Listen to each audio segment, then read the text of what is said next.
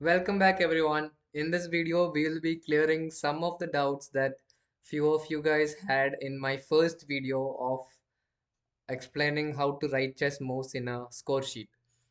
So in case you haven't watched the first video, I really need you to go back and watch the video because unless you know those basic chess notations there, you will not be able to understand the slightly complex things that will be discussed in this video. So please go back and have a look before you come here. Yeah. So first we will just slightly recap what we saw in the first video. There are basically five types of moves that we can denote in while writing chess moves. The first one is basically a normal moving goes to move. And second is captures with an X, a check with a plus symbol, a checkmate with a hashtag, and a castling with O-O. So other than these, here we will be discussing about certain certain places where you might feel a little confused. The first one is easy. The first one we'll be discussing is about promotions. You might be knowing that when the pawn moves to the last rank, the last row, it promotes into a queen. That is what we'll talk about now. So basically, you can see a pawn there in e7, and it wants to move to e8. Sorry, yeah, it moves to e8 and it transforms into a queen. So how do you write this as a move? We write this as e8 equal to q. So e8 is the move that's happening. The pawn moves to e8, and equal to q is that it transports to q. So how do you read this? You read this as the e pawn promotes into a queen on e8. So in case if you guys don't know, it is not just the queen that can be promoted as. You can also promote the pawn into a rook, a bishop, as well as a knight. I hope that is not new to you. In case if it is, so so how do you write that? You write as, if suppose if you are moving into a rook, it is equal to r and equal to b for bishop and equal to n for knight. I think that's pretty easy to understand. So the next one is the confusions that you guys have between double pawns. I'll show you what are double pawns. So you can see in this case, you have a white pawns and a black bishop. Imagine that your pawn on the d row, the d3 pawn, captures the bishop first. So after capturing, if you see, this is called as a double pawn, because if you see in this row, sorry, in this column, e column, there are two pawns, one in e2 and one in e4.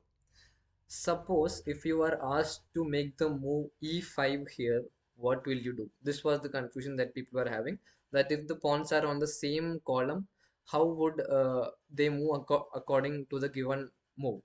So basically, that is to check if the particular pieces can go to the given square. So in this case, e5 is asked. Now just see, firstly check if the pawn on e2 can go to e5. No, it can. Right now it can only go to e3. Check the next pawn that's on e4. Yeah, that pawn can go to e5. So that is what is meant here. In this case, that pawn on e4 only goes to e5. So you don't have to write e4 goes to e5. Just e5 makes you understand that this particular pawn goes to e5 because only that can go to. Simple. And imagine if the move that was asked to make here was e3, then do you think that pawn can go? No, the previous one, the pawn on e2 can go to e3. That is what is the small confusion that people have on double pawns. So now we spoke about pawns, but when there is some other similar piece like a knight, a bishop, or a rook, and there's a confusion between finding which piece it is, that is what we'll be talking. So now see, in this case there are two knights, and there's a question given here. There is some move that's to be made. It is knight d4. So just check here. Can both any one of the knights go there. First, let's check the knight on b6. Yeah, that's the d4 square. First, when we see the knight on b6, look at all the squares that knight can go to. It cannot go to d4. Now let's check the other knight. Yes, this knight can go to d4. So it is understood. When in this case a move n d4 is given, knight d4 is given, it is this knight that has to go there, not the previous one. Yeah. Yeah. Now in the previous case, you saw that only one of the knights can go to this particular square here. But imagine both the knights can go here. Let's see if the knights are on the same rows. Yeah. See, there are two knights and they're on the same row, fifth row. And there is a move given to you, knight d4. Now, in this case, both the knights can go to d4. So, how do you identify which knight has to go? Imagine if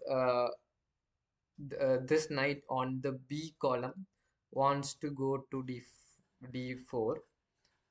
You write this move as specifically as NBD4, knight B to D4. How do you read this? Knight on B column goes to D4. Imagine if it was the other knight, the knight on F column that goes to D4, then it is NFD4. Let's see another example. So look at here. Now in this case, we need to make a capture. Both the knights are on the same fifth row, and this knight wants to capture the bishop on F3. How do you write this? You write this as knight on G column takes F3. Knight GX F3. The knight on the G column captures the F3. That's how you add the X in between here. Now the other case, imagine if the rows are different and the columns are the same. See, now again you are asked to make the move knight D4. But both the knights can go there. How do you avoid this confusion? So last time the rows were the same but the columns were different. Here the columns are the same and the rows are different. So use that difference here. Imagine if this knight wants to go here, it's in the second row and this is in the sixth row. If that goes here, you write this move as knight to d4, which means knight on the second row goes to d4. If it was the other knight, it was knight 6 d4. I hope you understand. Let's check one more example here. Here, let's check with a rook capturing a piece. So in this case, this rook wants to capture this bishop, but you can see there are two rooks on the same column, E column. How do you write this? So the rook on the seventh row captures the bishop. So you write this as rook 7 takes e4. The rook on the seventh row captures e4. In case if it was the other rook, you write it as rook 1 x e4, which means the rook on the first row captures e4. So I hope the all the doubts that you could possibly gather within these two videos would be cleared by now. And thanks to everyone, thanks to my friend Nivedana especially for finding out the doubts in the first video, which helped me make this video and clear all the doubts that possibly somebody might get in the first video. And um, now that I have been doing videos on the chess notations, the moves, I'm able to memorize those like in a real chess game without looking at the board. I am slightly starting to beginning to be able to visualize the chessboard without a real one, and I can play the game blindfolded, meaning I can play the game just by telling the moves and visualizing the entire board, the entire game. So in my upcoming videos, I'll be making videos about blindfold chess, and stay tuned for it. Thank you. Bye bye.